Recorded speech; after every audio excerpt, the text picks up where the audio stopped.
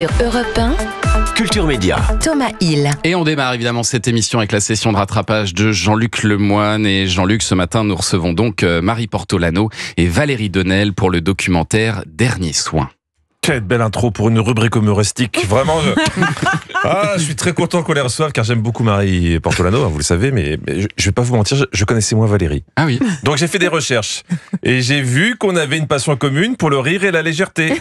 Ah, intéressant ça. Vous me croyez pas ? 3 exemples pris au hasard dans les documentaires qu'elle a réalisés. Les Passeurs, un doc sur le quotidien des pompes funèbres.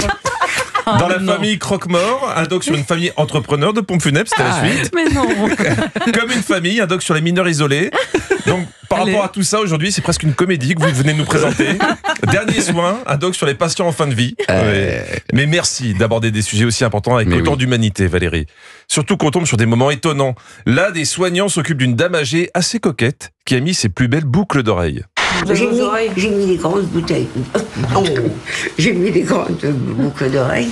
Vous vous rendez compte ? Elle a confondu ses boucles d'oreilles et des bouteilles. J'avais l'impression de voir le biopic d'Anissa.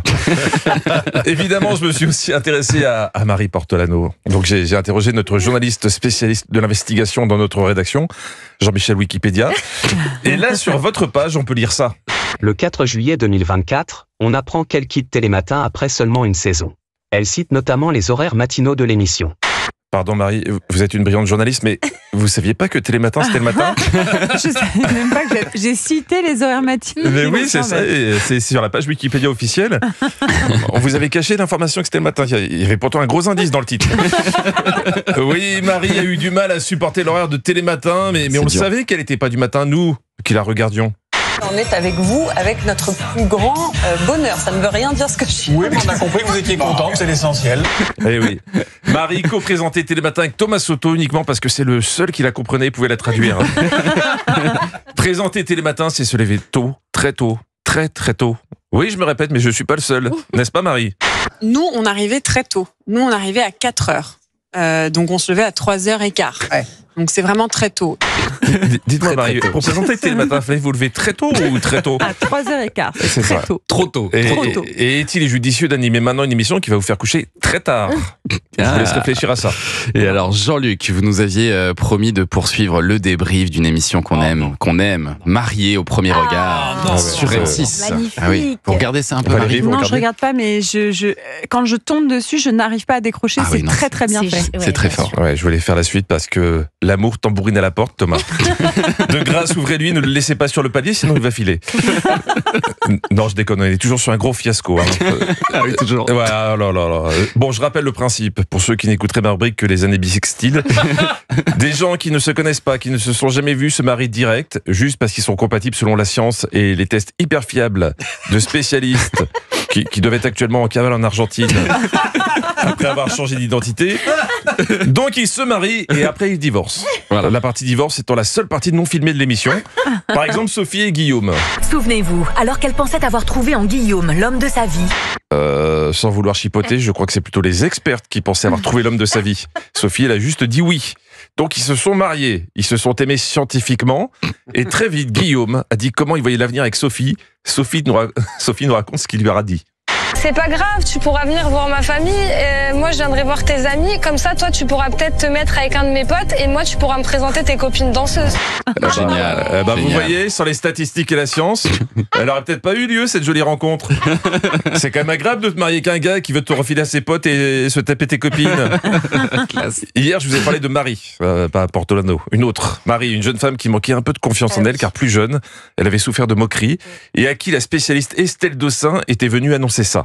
Si je suis venue vous voir aujourd'hui, c'est pour vous annoncer qu'on a trouvé une compatibilité. C'est pas vrai. C'est pas vrai. Tu vas te marier. C'est pas vrai. Eh ben non, c'était pas vrai. Le gars est jamais venu à la cérémonie.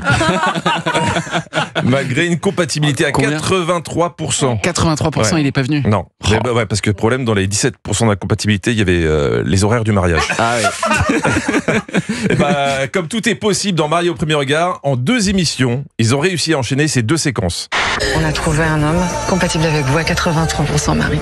Nous avons trouvé une compatibilité entre Marie et un autre homme à 78%. C'est moins fort. Ouais. C'est un peu les soldes, mais c'est mieux que rien. Et si ça marche pas, ils trouveront un mec à 5%. Hein. Même si Estelle Dossin tient à préciser une chose. Je suis vraiment rassurée par la réaction de Marie. Nous ne sommes pas là pour marier des célibataires à tout prix. Ah ouais, mais ça serait bien de réussir des mariages de temps en temps quand même.